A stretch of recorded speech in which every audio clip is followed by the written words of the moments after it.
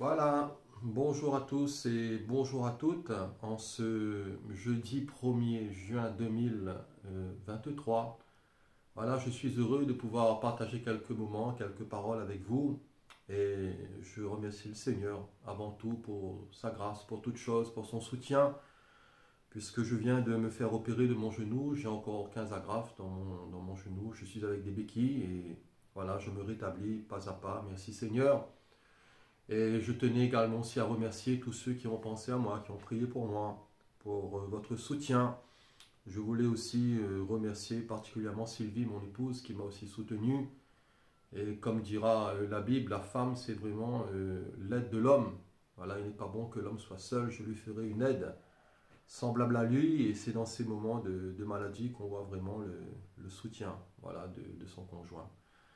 Je voulais aussi remercier tout le corps médical, voilà, pour tout leur travail, tous ces aides-soignants, tous ces médecins, tous ces hôpitaux. Voyez-vous, il y a beaucoup de souffrance et voyez-vous, ils font ce qu'ils peuvent pour essayer quand même de soulager, d'aider toute cette population.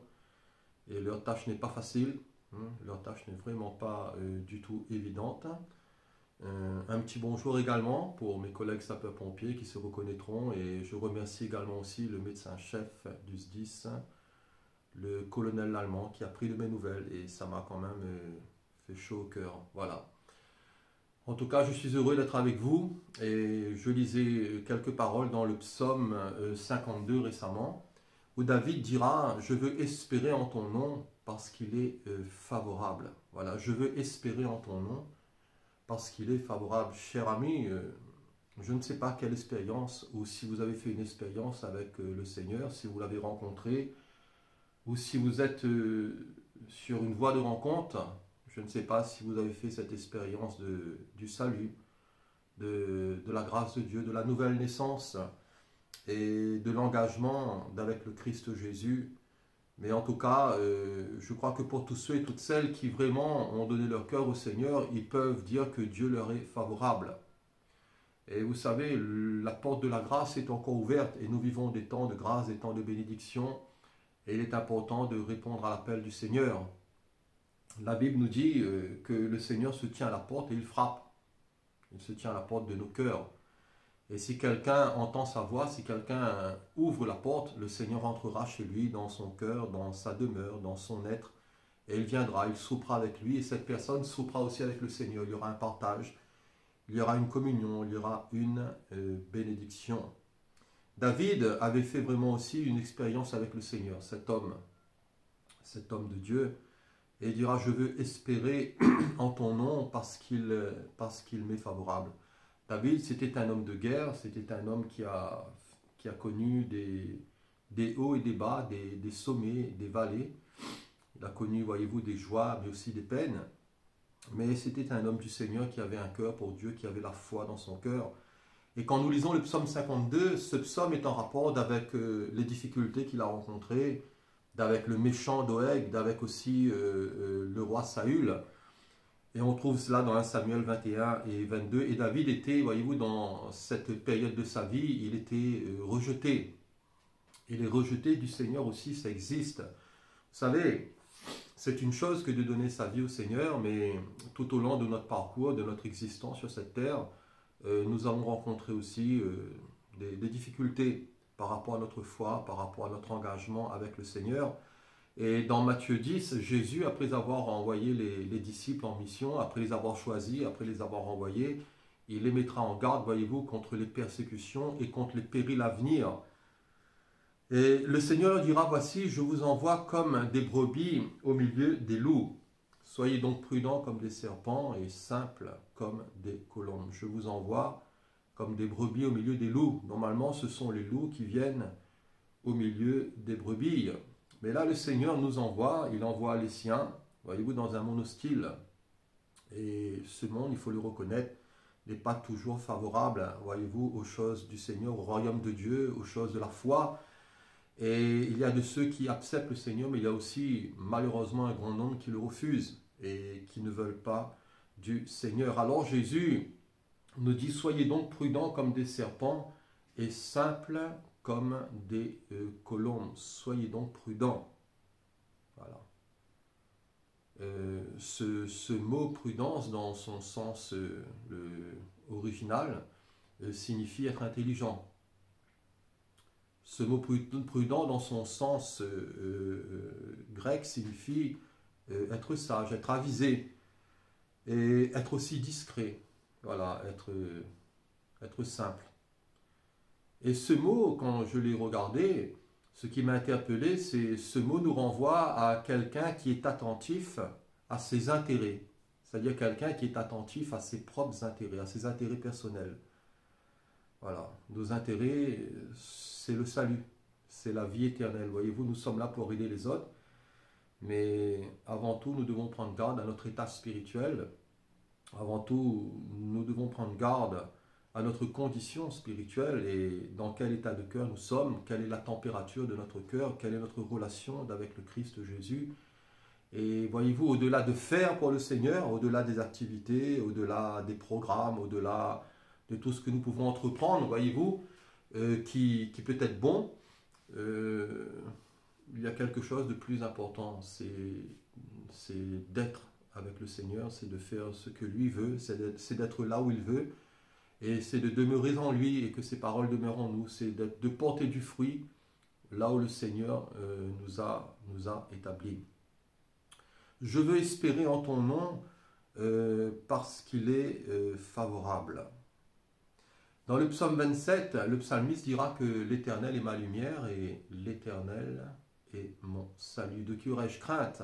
L'Éternel est le soutien de ma vie, de mon âme. De qui aurais-je peur? Et il dira même si les méchants s'avancent contre moi pour dévorer ma chair, ce sont mes ennemis et mes persécuteurs qui chancellent et qui tombent. Même dira-t-il, si une guerre s'est levée contre moi, mon cœur n'aurait aucune crainte. Même si une armée, voyez-vous, pouvait se liguer contre lui, il serait malgré cela plein de confiance. Le Seigneur est bon. Et le Seigneur se souvient de nous dans nos difficultés, je le crois. Et nous devons puiser nos forces en lui. Nous devons nous ressourcer, nous devons ne pas laisser le découragement, voyez-vous, nous gagner. Parce qu'il est des fois tellement facile de baisser les bras, de se laisser gagner par le découragement.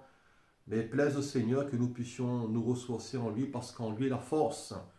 Et le désir de Dieu, je le crois, c'est que le faible devienne fort et que le fort devienne plus fort. Voilà. C'est ce que disait un pasteur souvent qui est décédé. Et il lui arrivait de dire dans ses messages que le faible devienne fort et que le fort devienne plus fort. Et quelle vérité! Seigneur, je veux espérer en ton nom parce qu'il est favorable. Notre attente de Dieu. Je ne sais pas, chers amis, je ne sais pas, frères et sœurs, ce que vous attendez de l'existence. Quelles sont vos attentes? Beaucoup de gens soupirent, voyez-vous, après plus d'argent, après une existence meilleure, après davantage de biens, après une existence, voyez-vous, heureuse, avoir une famille heureuse, avoir des projets qui réussissent. Mais quelle est véritablement notre attente profonde? Est-ce que nous nous attendons, Seigneur? Est-ce que notre désir, c'est d'être toujours avec le Seigneur et de le connaître? Notre attente de Dieu doit se faire, voyez-vous, toujours avec une pleine confiance. Et dans Michée, chapitre 7, et au verset 7, il est dit « Pour moi, je regarderai vers l'Éternel, et je mettrai mon espérance dans le Dieu de mon salut. Mon Dieu m'exaucera. » Voyez-vous, quelle parole merveilleuse. Pour moi, je regarderai vers le Seigneur. Je mettrai mon espérance en lui, dans le Dieu de mon salut. Et mon Dieu m'exaucera. Dans notre attente de Dieu, Dieu nous exauce, Dieu nous entend, Dieu nous écoute. Et Dieu se révèle à nous, il se révèle à notre cœur. Et le désir de Dieu, c'est toujours de nous entraîner plus loin avec nous, c'est de nous fortifier, c'est de nous booster, c'est de nous encourager. Pour que nous aussi, voyez-vous, nous puissions stimuler tous ceux qui nous entourent. Seigneur, je veux espérer en toi, je veux espérer dans ta grâce et je veux compter sur ta face pour aller plus loin. Notre attente de Dieu doit se faire dans une pleine confiance. Notre attente de Dieu doit se faire aussi avec ardeur. Et la Bible nous dit dans le psaume, comme une biche soupire après les courants d'eau, ainsi mon âme soupire après toi, ô Dieu. Mon âme a soif de Dieu. Mon âme a soif du Dieu vivant. Cher ami, de quoi as-tu soif? De quoi as-tu soif?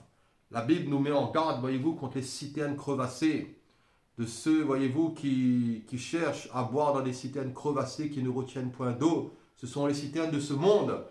Ce sont, voyez-vous, toute la vanité de ce monde, et qui brille peut-être, mais qui n'est pas d'or. Mais seul le Seigneur Jésus peut étancher notre cœur. Seul le Seigneur Jésus peut étancher notre soif. Et Jésus dira que si quelqu'un a soif, qu'il vienne à moi et qu'il boive. Qu'il vienne à moi et qu'il boive.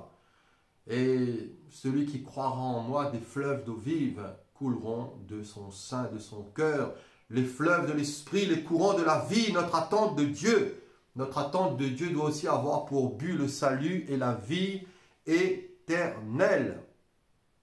Et voyez-vous, il ne faut jamais perdre de vue ce point fondamental qui est le premier point de notre vie, à savoir le salut de Dieu et la vie éternelle. Dans le psaume 62, le psalmiste dira « Oui, c'est en Dieu que mon âme se confie. De lui vient mon salut. Mon salut vient de Dieu. Mon salut ne vient pas de la terre des hommes. Mon salut ne vient pas de quelques hommes que ce soit, de quelques œuvres. Mon salut ne provient pas de l'argent, des mérites, des efforts, de ma transpiration, des jeûnes que je pourrais faire, des carêmes, ou, voyez-vous, de quelques efforts particuliers que je pourrais entreprendre. Mais mon salut est dans l'œuvre de la croix. Il est bon de le rappeler. Mon salut se trouve dans la mort de notre Seigneur Jésus-Christ et dans sa résurrection. Christ qui est mort pour nos péchés et qui est ressuscité pour nous justifier. Oui, c'est lui qui est mon rocher. C'est lui qui est mon salut. C'est lui le Seigneur qui est ma haute retraite. Et je ne chancellerai guère. Question, quelle vision avons-nous du salut? La parole nous dit comment échapperons-nous en négligeant un si grand salut, notre attente de Dieu. Notre attente de Dieu doit aussi avoir pour but la piété et la consécration. Et l'apôtre Pierre nous exhorte en tant que bien-aimés à être comme des étrangers sur cette terre. Et il dira, bien-aimés, je vous exhorte comme étrangers et voyageurs sur la terre à vous abstenir des convoitises charnelles qui font la guerre à l'âme. Et il dira même, ayez au milieu des païens une bonne conduite, afin que là même où ils vous calomnient disent du mal de vous, ils remarquent vos bonnes œuvres et ils glorifieront Dieu au jour où Dieu les visitera. Nous sommes que de passage ici-bas. Nous sommes que des pèlerins, que des voyageurs, mais notre cité à nous est dans les cieux. Et dans Jean 14, le Seigneur Jésus dira, voici, je m'en vais vous préparer une place. Et lorsque je m'en serai allé et que je vous aurai préparé une place, je reviendrai et je vous prendrai avec moi, afin que là où je suis, vous y soyez aussi. Notre piété, notre consécration est en rapport aussi avec l'avènement du Seigneur.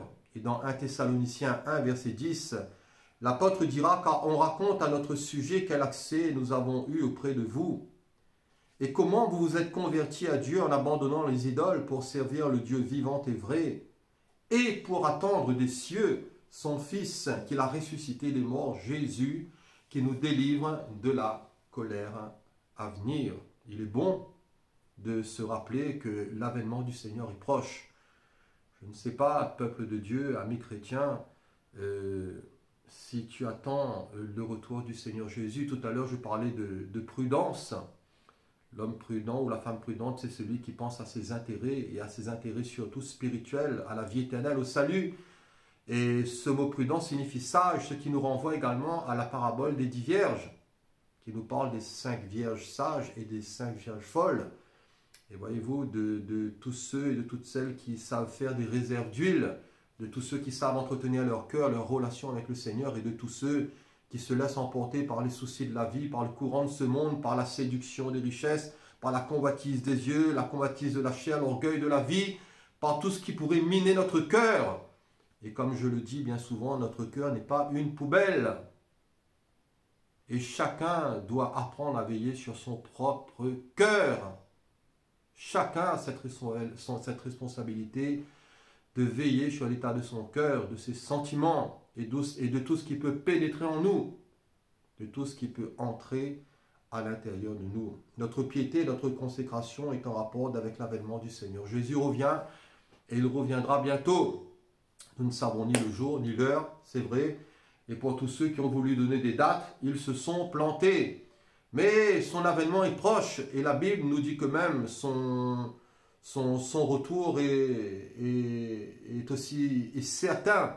Sa venue est aussi certaine et certaine que celle de l'aurore. Le Seigneur ne nous ment pas.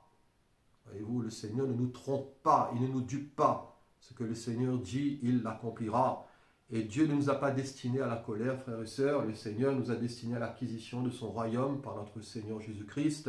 Nous sommes sauvés par la foi, nous sommes sauvés en espérance, dans l'attente, voyez-vous, de la résurrection, dans l'attente d'un monde meilleur, dans l'attente aussi du règne de Christ. Christ règne déjà dans nos cœurs et plaise au Seigneur que son règne soit établi au milieu de nous, que sa volonté soit faite et que son règne vienne. Et vous savez, nous aurons part au règne de Christ, à ce règne aussi millénaire, qui sera glorieux, mais aussi à ce règne éternel, où nous serons pour toujours avec le Seigneur. Le Seigneur nous délivre de la colère à venir. Vous savez, ce qui vient sur le monde n'est pas joli. Quand nous voyons autour de nous tout ce qui se passe, nous voyons que le monde plie sous son péché comme une vieille cabane. Nous voyons que l'homme s'enfonce de plus en plus dans l'impiété, dans l'immoralité, dans la violence, dans l'impureté. Et voyez-vous, ces choses qui ont été à l'origine aussi de la destruction de Sodome et Gomorrhe, la violence et tous les vices. Et nous sommes vraiment dans un monde où ces choses ne sont même plus cachées. Voyez-vous, tout est fait devant les médias, tout est fait aux yeux de toute la société et tout est en train d'être banalisé. Et dans tous les pays. Et on appelle le bien mal et on appelle le mal bien. Chrétien, attention, attention. Et la parole nous dit, prépare-toi à la rencontre de ton Dieu. Le Seigneur ne nous a pas destinés à la colère. L'apôtre Jacques dira, soyez donc patients, frères, jusqu'à l'avènement du Seigneur. Soyez patients. Voilà, veillez, priez, ayez l'œil ouvert, soyez attentifs, persévérons dans l'enseignement des apôtres, dans la parole du Seigneur, persévérons avec nos frères et sœurs, dans la Sainte Seine aussi, dans les prières, voilà, et que nous ayons une vie d'église locale qui soit simple, qui soit vraie, qui soit dynamique, et que le Seigneur nous aide. Tous ceux et toutes celles qui s'engagent dans l'attente de Dieu sont bénis. Ils sont heureux. Ésaïe 30, verset 18. Tous ceux qui s'engagent dans l'attente de Dieu sont entendus. Le psaume 40, verset 2. Ils font l'expérience de sa bonté. Lamentation, chapitre 3, verset 25. Tous ceux qui s'engagent dans l'attente de Dieu ne sont pas confus ni confondus. Ésaïe 49, 23. Et tous ceux-là, ils renouvellent leur force, nous dit Ésaïe 40. Et ceux qui se confient en l'Éternel renouvellent leur force. Ils prennent le vol comme les aigles, ils courent et ne se lassent point. Ils marchent et ne se fatiguent point. Il nous arrive des fois d'être fatigués. Pour ma part, personnellement, je me sens fatigué. Avec, voyez-vous, cette opération, je me sens fatigué. Mais dans mon cœur, il y a de la chaleur. Voyez-vous, dans mon cœur, il y a de l'espoir. Dans mon cœur, il y a de l'avenir. Et mes yeux sont fixés sur le Christ Jésus. Je sais que le Seigneur ne m'a pas oublié. Je sais que Dieu a un plan. Et je me prosterne devant lui, je me courbe devant lui. Et je dis, Seigneur, mes destinées sont dans tes mains. Et même les cheveux de ma tête sont tous comptés. Aussi, je n'ai rien à craindre. Et le Seigneur est mon berger. Tous ceux et toutes celles qui s'engagent dans l'attente de Dieu sont bénis. Ils sont entendus, ils font l'expérience de sa bonté. Ils ne seront pas confus ni confondus. Ils renouvellent leur force. Ils recevront aussi des biens glorieux. Ils recevront aussi des biens glorieux. Pour terminer, je veux espérer en ton nom, parce qu'il m'est favorable. Cher ami, ne mets pas ta confiance dans les hommes. La parole nous dit, maudit soit l'homme qui se confie dans l'homme, mais béni soit l'homme qui se confie en l'Éternel. Voilà, courage. Courage peut-être pour quelqu'un qui souffre, pour quelqu'un qui est là fatigué, qui est chargé, qui est peut-être dans le deuil, peut-être qui est dans une maladie ou dans une épreuve. Voilà, courage. Et que le Seigneur vous bénisse. J'aimerais chanter avec vous ce chant que certainement vous connaissez. Ce chant qui nous dit « Abrite-moi ». Voilà, je vais allumer mon piano, mon clavier.